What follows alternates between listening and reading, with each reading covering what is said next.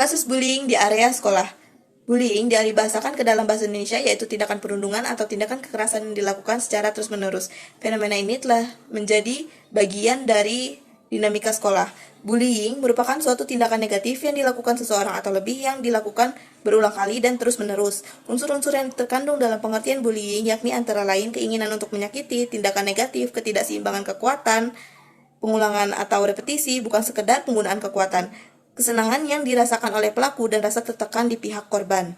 Dari data yang dihimpun oleh Komisi Perlindungan Anak Indonesia (KPAI) dan Federasi Serikat Guru Indonesia (FSGI), kasus bullying masih menjadi teror bagi anak-anak di lingkungan sekolah. Dari data tahun 2022 tercatat 226 kasus bullying. Lalu, di tahun 2021 ada 53 kasus dan tahun 2020 sebanyak 119 kasus. Dari penunjukan pelaporan bullying ini dari tahun ke tahun, kasus bullying akan terus meningkat. Solusi dan pandangan mengenai penyelesaian masalah bullying di lingkungan sekolah menurut masyarakat. Yang pertama, sebagai mahasiswa, langkah preventif yang dapat dilakukan adalah melakukan edukasi kepada masyarakat umum bahwa bullying adalah hal yang merugikan serta memberikan hukuman yang setimpal terhadap pelaku bullying. Yang kedua, untuk mencegah bullying, langkah yang dapat diambil seperti melakukan pendekatan kepada anak-anak tentang akibat-akibat yang timbul karena bullying, serta berusaha menciptakan lingkungan yang nyaman untuk anak-anak, mengajarkan anak untuk selalu bekerja sama dan menghargai orang lain, dan dengan mempertemukan pelaku dan korban.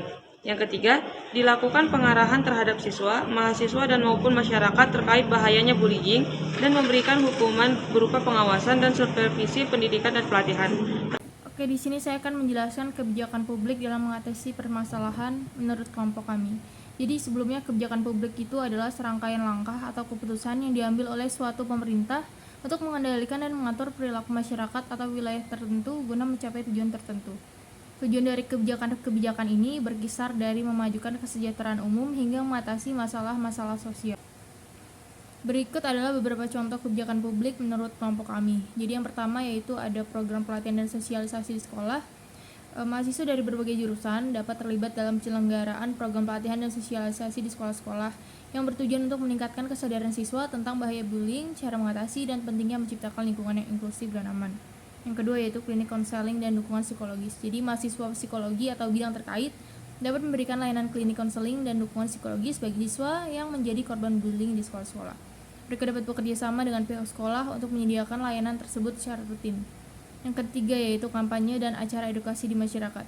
Jadi mahasiswa dapat mengorganisir kampanye dan acara edukasi di masyarakat seperti seminar, lokal karya, atau acara seni yang bertujuan untuk meningkatkan kesadaran dan pemahaman tentang bullying, serta mengajak masyarakat untuk berperan aktif dalam mencegahnya.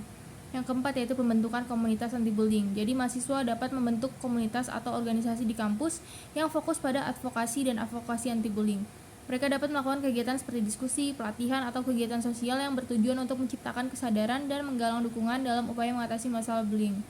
Yang kelima yaitu penelitian dan analisis data. Jadi mahasiswa jurusan ilmu sosial, psikologi, atau bidang terkait dapat melakukan penelitian dan analisis data terkait dengan kasus-kasus bullying di sekolah-sekolah atau komunitas.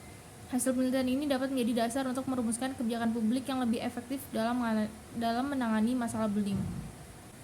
Yang keenam yaitu pelatihan untuk guru dan karyawan sekolah. Jadi mahasiswa pendidikan atau bidang terkait dapat memberikan pelatihan kepada guru dan karyawan sekolah tentang cara mengenali, menangani, dan mencegah kasus bullying di lingkungan sekolah.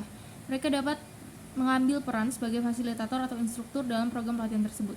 Yang ketujuh yaitu pengembangan aplikasi atau platform online. Jadi mahasiswa bidang teknologi informasi atau komputer dapat berkolaborasi dengan pihak terkait untuk meningkatkan aplikasi atau platform online yang dapat digunakan sebagai sarana pelaporan kasus bullying serta menyediakan informasi dan sumber daya untuk korban dan orang tua.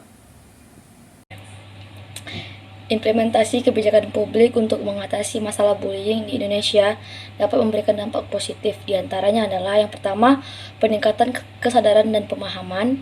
Yang kedua, terbentuknya lingkungan yang aman dan inklusif. Yang ketiga, peningkatan kesejahteraan psikologis. Yang keempat, peningkatan kualitas pendidikan.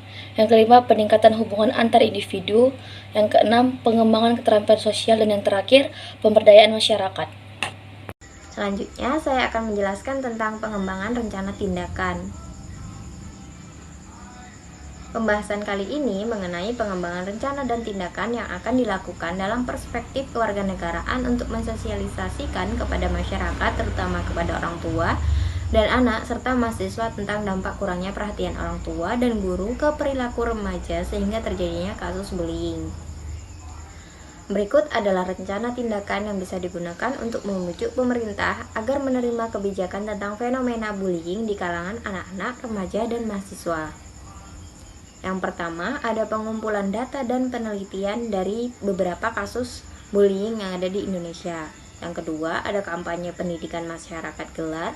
Yang ketiga, ada mobilisasi kelompok masyarakat. Yang keempat, ada advokasi dan lobbying. Yang kelima, ada bentuk aliansi dan LSM dan institusi terkait. Yang keenam, ada penyusunan proposal kebijakan. Yang ketujuh, ada partisipasi dalam proses legislasi. Dan yang kedelapan, ada pantau dan evaluasi implementasi kebijakan.